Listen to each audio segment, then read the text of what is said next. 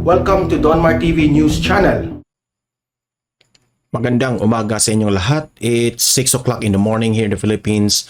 Magandang umaga, magandang hapon, magandang gabi sa lahat ng mga heroes natin dyan, ng mga OFWs and sa mga audience ko dito sa Pilipinas from Luzon, Visayas, and Mindanao. Good morning and shout out sa inyong lahat. Okay, ang pag-uusapan natin ngayon ay tungkol dito sa performance rating ni Presidente Bongbong Marcos. May resulta na dito sa Pulse Asia survey, no, yung kanyang approval ratings. Yan ang ipapakita kong video sa inyo. Pangalawa nating pag-uusapan ay itong ika 100 days ni Presidente Bongbong Marcos, ang kanyang performance. Good news ito, okay? Tungkol dito sa kanyang performance, ko ano ang naging performance niya within 100 days. Okay, yan ang pag-uusapan natin. Ito'y lahat good news tungkol sa ating minamahal na Presidente Bongbong Marcos. Okay, pero bago ang lahat guys, importante na i-like at i-share itong video na ito para kakalat ito sa taong bayan. Okay? Please like and share sa ating Facebook and YouTube. And also guys, itong Donmar TV sa Facebook at YouTube, i-follow and subscribe para lagi kayong updated sa balita tungkol sa ating Presidente Bongbong Marcos. Okay? So, punta na tayo dito sa ating topic. Good news ito sa ating Pangulong Presidente Bongbong Marcos sa naging performance rate. Ito, first ito noong start sa kanyang panunungkulan bilang presidente, nagbigay na ang Pulse Asia survey ng approval rating sa taong bayan tungkol sa performance ni PBBM. Okay? Panoorin natin itong balita ng UNTV video. Okay? Yung ratings niya. So, and then magkomentaryo tayo tungkol dito. Okay? Let's play the video. According to a recent Pulse Asia survey, President Ferdinand Bongbong Marcos Jr.'s government received strong approval rating. Okay, again, narinig nyo? Strong approval rating. Itong mga haters ni Presidente Bongbong Marcos, sasakit na naman ang dibdib nila. Strong approval rating, again. Received strong approval ratings for its handling of important national issues in the nation. President Marcos's government achieved majority approval ratings on 11 of the 13 subjects evaluated in the statewide poll conducted by Pulse Asia on his 98th day in office. For attending to the needs Iiyak na naman ang mga dito. Alam nyo na. of disaster-hit communities and halting Ito ay sinorvey ito from by the way, basahin natin Marcos administration's performance ratings. So ito ay base sa pagdala ni Presidente Bongbong Marcos sa kanyang administrasyon. Okay? So overall na ito, performance ng kanyang administrasyon. Okay? This is conducted September 17 to 21, 2022. Okay? So, ang nakalagay dito, ipinost ko yung video para makita nyo. Okay? I-enlarge ko para makita nyo talaga. Responding to the needs of calamity hit areas, ang approval rating is 78%. Malaki. Controlling the spread of COVID-19, 78%. Sasakit na naman ang dibdib ng mga haters nito. Promoting peace in the country, 69%. Malaki pa rin. Protecting the welfare of overseas Filipino workers, yung mga OFWs natin dyan, shout out sa inyo, 68%. Marami ang satisfied at malaki ang approval rating. Fighting criminality, 67%. Di ba? Yung approval rating, malaki pa rin. PBBM gets high approval ratings in Pulse Asia survey. Ayan, klarong-klaro yan the spread of COVID-19, the Marcos administration obtained a 78% grade. 69% of respondents supported the Marcos administration's efforts to advance peace in the nation, while 68% valued the measures taken to safeguard the welfare of Filipinos working abroad. The study, however, indicated that the Marcos administration only received a 42% approval rating on the topic of managing inflation. Kaya nga, ito yung issue ngayon, no? Sabi pa nga ni yung cousin ni PBBM na si Speaker Martin Romualdez, na ito yung kanilang mga bagay na tatrabahuin ng Administrasyong Duterte. Itong controlling inflation and reducing poverty. Okay? So, ayan na itong si Presidente Bongbong Marcos ay nasa Department of Agriculture. So, the Department of Agriculture is still adjusting on everything, no? Kasi alam nyo naman kung ano ang nangyari diyan sa DA tungkol sa sugar importation, okay? Nagka-problema 'yan, mga hoarding. So still adjustment pa.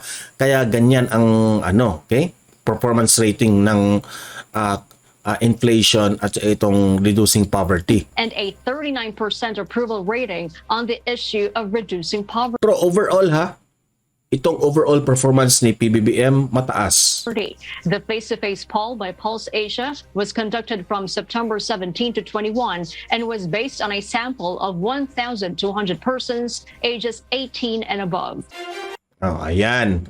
So, itong pangalawang video na ipapakita ko, yung overall performance ni PBBM within 100 days sa kanyang panunungkulan bilang Pangulo, okay? Performance niya, ito. Pangalawang video na ipapakita natin. Ito, play.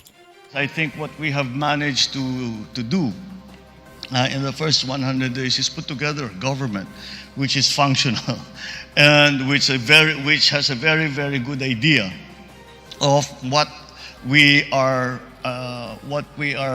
targeting in terms of strict economic targets, for example.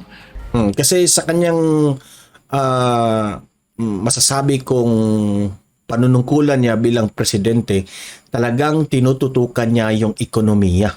No?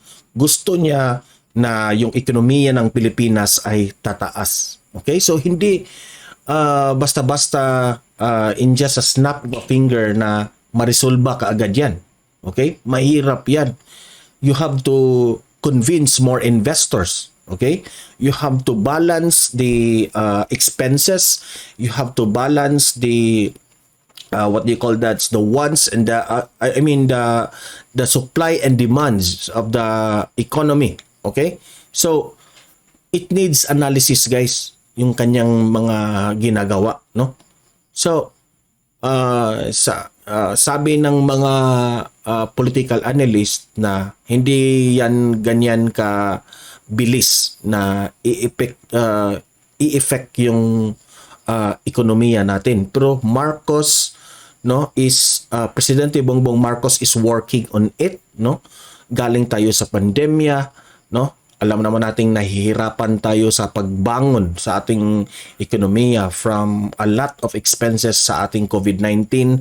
So heto, sinolusyonan na yan ni Presidente Bongbong Marcos. Isang functional government na haharap sa mga hamon sa ekonomiya dulot ng pandemya. Ito Correct. ang nabuo ni Pangulong Ferdinand Marcos Jr.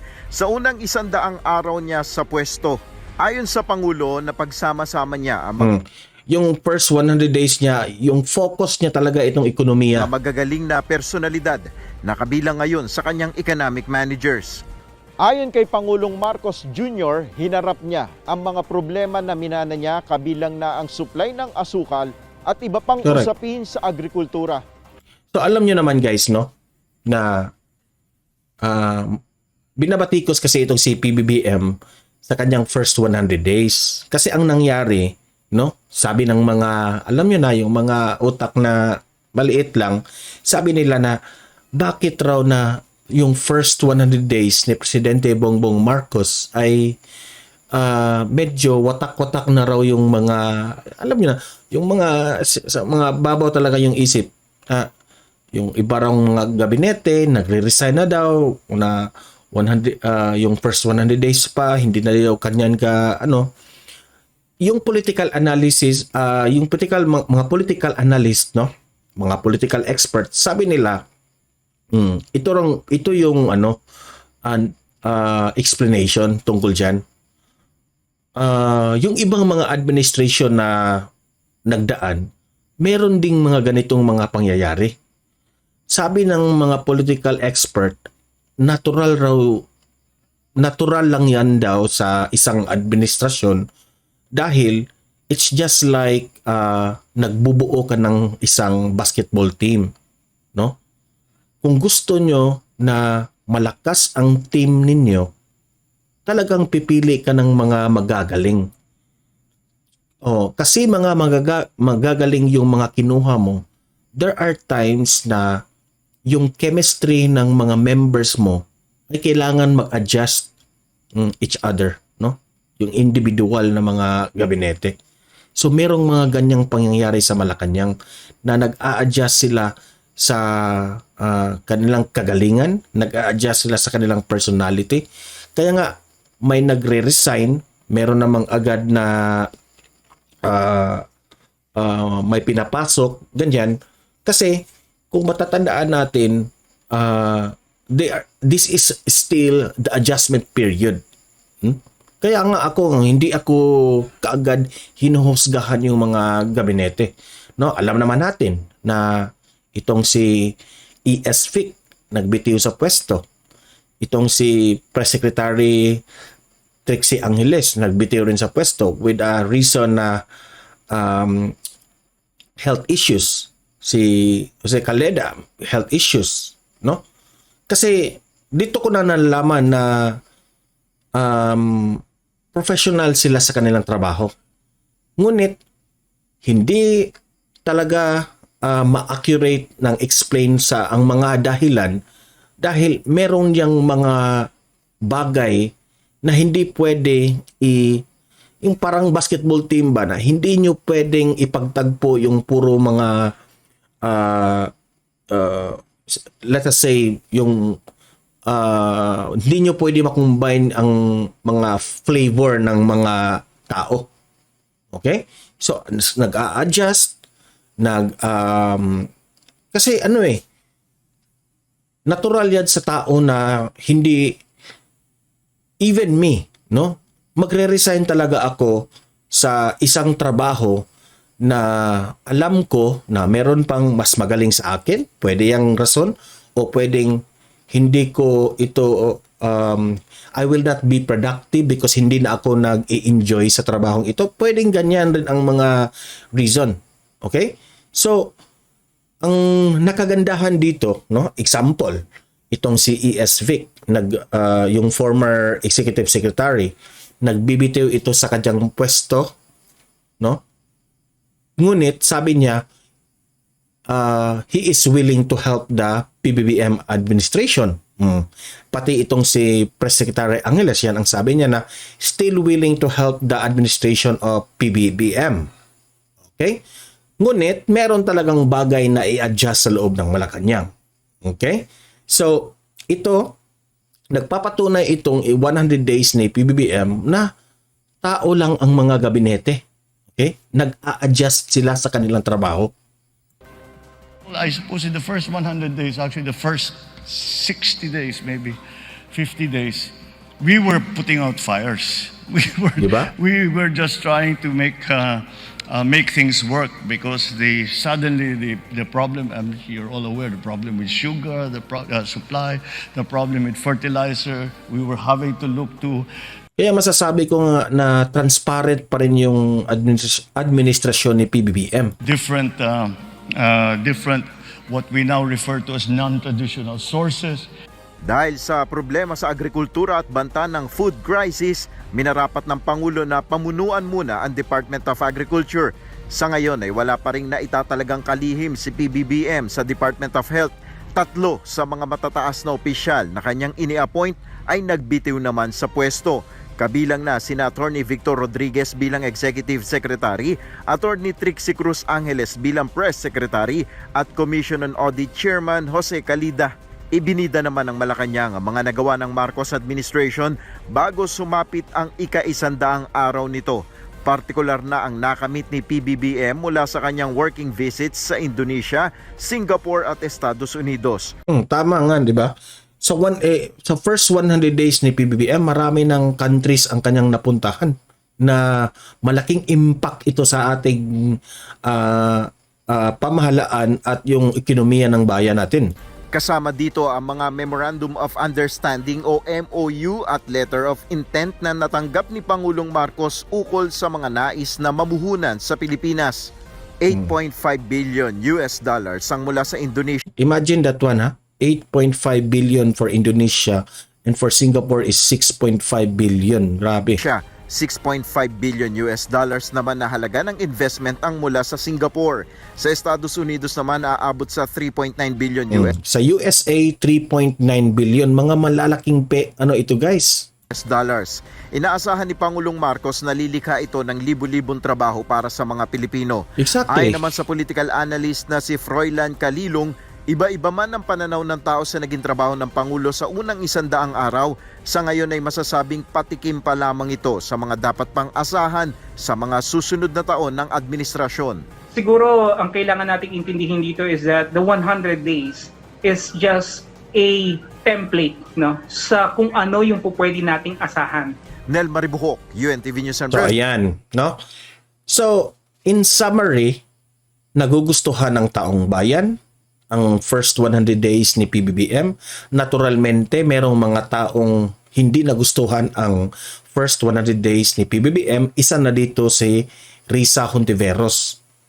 Si Senadora Risa Hontiveros.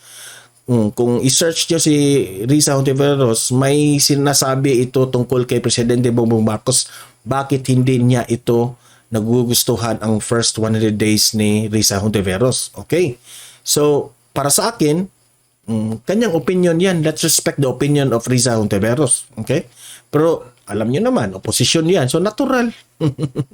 So, guys, kayong mga audience ko dito, libre kayong mag-comment, mag-react tungkol dito sa first 100 days ni Presidente Bongbong Marcos. Ano ang masasabi nyo tungkol dito? Okay?